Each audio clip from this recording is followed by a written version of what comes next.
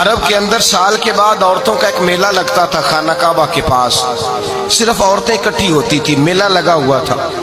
ایک تورات جاننے والا یہودی عالم بھی آیا ہوا تھا، وہ بیویوں کے مجمع پہ نظر ڈال کے کہنے لگا، بیویوں مرد کا کام تو کوئی نہیں عورتوں کے مجمع میں بات کرنا، لیکن میں تمہیں ایک پیغام دینے لگا ہوں، اللہ کے آخری رسول جو مکے میں پیدا ہونے والے ان کے آنے کا وقت قریب آ گیا ہے۔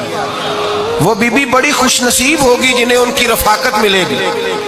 عورتوں نے جب دیکھا کہ مرد آ گیا عورتوں کے میلے میں تو انہوں نے ڈانٹا جھڑکا، کہا چل اٹھا اپنی کتابیں اور نکل جا۔ حضرت خدیجہ کہتی ہیں باقیوں نے ڈانٹا پر میں نے بات پلے سے باندھ لی، میں نے پلے سے باندھ لی اور میں انتظار کرنے لگی کہ اللہ کرے وہ نصیب میرے ہی ہو، اللہ کرے مقدر میرا ہی کھلے۔ آپ فرماتی میں تسبیح پڑھتی، درود پڑھتی، میں اس زمانے میں جو اللہ کا ذکر جس طرح ہوتا تھا وہ میں شروع کرتی، اور جب فارغ ہوتی تو میں التجا کرتی کہ اللہ میرے نصیبے کھول دے۔ کہتی ہیں آہستہ آہستہ آہستہ آہستہ میں حضور کی تعریف سننے لگی، آہستہ آہستہ تعریف سننے لگی۔ نبی پاک صادق ہیں، امین ہیں، سچے ہیں، دیانتدار ہیں، اس برے اور میلے معاشرے میں بھی وہ سب سے اعلیٰ بھی ہیں اور سب سے اجلے بھی ہیں، وہ سب سے پاکیزہ ہیں۔ میں سننے لگی تعارف، آہستہ آہستہ میں ان کی گرویدہ ہونے لگی۔ ادھر نبی پاک صلی اللہ علیہ وسلم اپنے چچا جناب ابو طالب کے پاس رہتے تھے، قحط آ گیا، حالات بگڑ گئے۔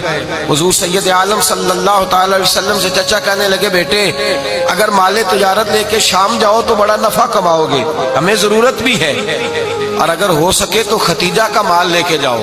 نبی پاک نے کہا چچا میں نہیں کہوں گا کسی سے جا کے، میں نہیں کہتا کسی سے جا کے، جو میرے نصیب میں ہوگا میرا رب خود عطا فرمائے گا، میں نہیں کہوں گا۔ مصطفیٰ نے تو نہیں کہا۔ حضرت خدیجہ رضی اللہ تعالیٰ عنہ کہتی ہے میں نے خود اپنی خادمہ کو بھیجا، میں نے کہا جا کے پوچھو تو صحیح کہ میرا مال قبول ہوتا بھی ہے کہ نہیں، پوچھو۔ نبی پاک صلی اللہ علیہ وسلم سے پوچھا، حضرت خدیجہ کی خواہش ہے کہ آپ مال لے کے جائیں، حضور نے قبول کر لیا۔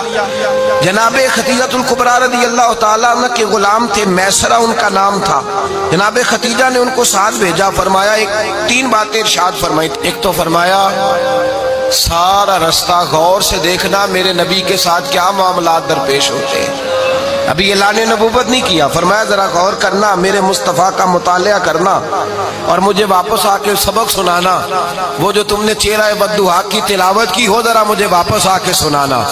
جنہاں نے دل بر جانی ڈٹھا ہو اکھیاں ہی تک لیاں، تو ملے ہوں تے ساجن ملیا ہوں ناساں لگ پئیاں، ذرا جا کے نا تلاوت کرنا اور مجھے دکھ۔ اور دوسرا فرمایا تم میرے غلام ہو تو مصطفیٰ کے بھی غلام بن کے رہنا، میں سنتی ہوں کہ کردار کے، افکار کے، نظریات کے، عظمت کے بلند و بالا، وہ جیسے کہیں ویسے کرنا۔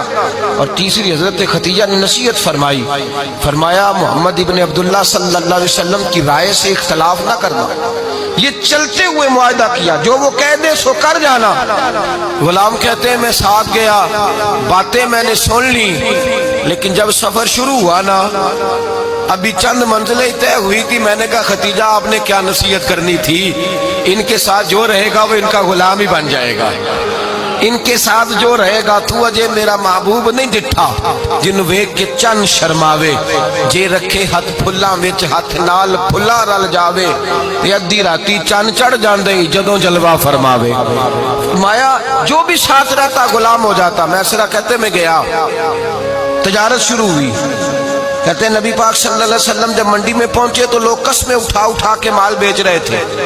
اللہ کے محبوب جب گئے نا تجارت کرنے تو ایک آدمی کہنے لگا چلو معاذ اللہ بتوں کے نام تھے لات و منات، کہنے لگا لات کی، عزا کی، منات کی قسم اٹھاؤ، تو نبی پاک فرمانے لگے ان کی قسم اٹھاؤں جن کا میں نام لینا بھی پسند نہیں کرتا، ابھی اعلان نبوت نہیں کیا، اور فرمایا ویسے بھی میں قسم دے کے مال نہیں بیچتا، خریدنا ہے تو خریدو، نہیں خریدنا تو نہ خریدو۔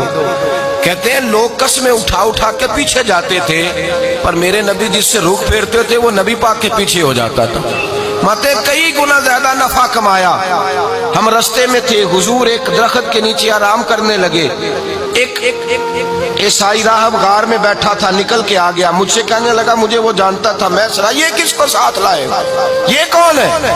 میں نے کہا اہل قریش کے ایک معزز آدمی ہے۔ کہنے لگے یار جس درخت کے نیچے یہ لیٹے ہوئے ہیں یہاں عام آدمی نہیں لیٹ سکتا، یہاں وہی لیٹے گا جو اللہ کا سچا رسول ہوگا۔ یہاں دوسرا کوئی لیٹ ہی نہیں سکا. یہ رسول ہے, ان کا خیال رکھنا, خیال رکھنا. کاش میں اس وقت تک زندہ رہوں جب یہ نبوت کا اعلان کریں. میسرہ کہتے ہیں میں غلام ہو گیا, نبی پاک صلی اللہ علیہ وسلم کی ادائیں مجھے بھانے لگی. جب واپسی پہ نکلے تو گرمی بڑی شدید تھی. فرماتے ہیں جب دھوپ تیز ہوتی تو بادل کا سایہ آ کے حضور پہ سایہ کر دیتا. بادل کا ٹکڑا نبی پاک پہ. اللہ جانے کہاں بیٹھ کے لوگوں نے کتابیں پڑھی ہیں جو کہتے ہیں 40 سال کے بعد نبی بنے تھے. پتہ نہیں کہاں بیٹھ کے کتابیں پڑھی ہیں.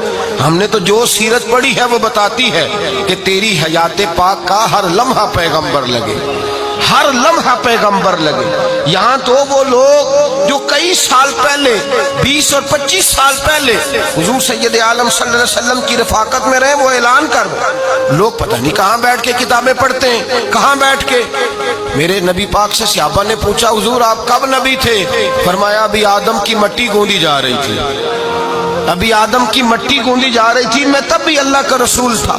میرے بھائی نبی رحمت سید عالم صلی اللہ علیہ وسلم کے غلام حضرت ختیجہ کے غلام کہتے واپس آیا, اور پہلے بھی کئی دفعہ حضرت ختیجہ کا مال گیا تھا, بڑے نفع آئے تھے, پر جو نفع اس سال آیا وہ پہلے کبھی نہیں آیا تھا. کہتے ہیں مجھ سے حضرت ختیجہ کی سہیلی بھی بیٹھی تھی, میں بھی آ گیا, اور جناب ختیجہ کی سہیلی کہنے لگی چل مال کے بارے میں کچھ بتا, کتنا بکا؟ میں نے کہا مال چھوڑو, مصطفیٰ کی سنو. اور پھر کہتی چلو ٹھیک ہے, بادل سایہ کرتا تھا, چلو ٹھیک ہے, تم سے راہب نے پوچھا تھا, یہ صحیح ہے انہوں نے تیری سارے رستے بڑی خدمت کی, تیرا بڑا خیال رکھا, پر یہ بھی بتا تجارت کیسے ہوئی؟ تو میسرہ کہنے لگا زندگی میں نے بھی ساری گزار دی ہے, پر اس رسول کے ساتھ 4 دن ہی گزارے ہیں. حد ہو گئی مجھ سے, اور کچھ نہ پوچھو, اور کچھ نہ پوچھو. آ میرے دل آمنہ کے لال کی باتیں کرے, اور کچھ نہ پوچھو, بس ذکر ان کا چھیڑیے ہر بات پر, اور چھیڑنا شیطان کا عادت کیجئے. بس مجھے حضور کے تذکرے بیان کرنے ہیں, ذکر مصطفیٰ کرنا ہے. حضرت ختیجہ الکبریٰ بڑی متاثر ہوئی, کہتی ہیں مجھے درجنوں لوگوں نے پیغام نکاح دیا تھا, پر میں نے سنی نہیں تھی. میں نے نفیسہ کے ہاتھ پیغام بھیجا, میں نے کہا میری عمر 40 سال ہے, ان کی 25 سال ہے, اور میرا احوال اور طرح کا ہے. وہ شہنشاہ ہے, جا کے پوچھو تو صحیح, بھلا میں قبول ہوتی ہوں؟ پوچھو. نفیسہ کہتی ہیں میں آئی تو وہ خاتون جن کے لیے لوگ بڑے بڑے قریش پیغام دیتے تھے, پیغام لے کے آئی. تو رسول پاک نے عجیب رنگ بیان کیا اپنی سیرت کا. جب میں پہنچی میں نے کہا ختیجہ نکاح کرنا چاہتی ہیں؟ نفیسہ کہتی ہے میرا خیال تھا کہ کوئی اور ہوتا تو کرسی سے اٹھ کھڑا ہوگا, فوراً کہے گا اچھا جلدی کرو, بات کرو. جب میں نے آ کے کہا نا حضور ختیجہ نکاح کرنا چاہتی ہے, تو نبی پاک نے میری طرف دیکھا, فرمایا وہ کہتی ہے کہ تم کہتی ہو؟ کہا وہ کہتی ہیں. تو حضور نے فرمایا ٹھہر جاؤ, میں اپنے چچا سے پوچھ کے بتاؤں گا, میں مشورہ کروں گا, میں پوچھ کے بتاؤں گا. آج بچوں کو کچھ سبق بڑے یاد ہیں, کہتے ہیں پسند کی شادی کرنا حضرت صاحب ناجائز ہے, پسند کی شادی کرنا کوئی ناجائز ہے؟ وہ میں نے کہا بھائی صرف ایک ہی جائز چیز رہ گئی, اور کوئی شے جائز نہیں. یہ ایک ہی جائز چیز ہے جس کا فتویٰ سارے نوجوان پوچھتے پھرتے ہیں, سارے رانجے بنے پھرتے ہیں, مجنوں بنے پھرتے ہیں, سارے مئی وال ہو گئے. اللہ پاک کو ہدایت کی توفیق عطا فرمائے. سارے اس بری لت کا شکار ہو گئے. او بھائی نبی پاک سوائے خدا کے کسی کے پابند نہیں, لیکن میرے مصطفیٰ نے اپنی امت کو یہ درس دیا ہے کہ جو بڑوں کے شفقت کے سائے میں چلتا ہے اللہ اس کی مدد فرمایا کرتا ہے.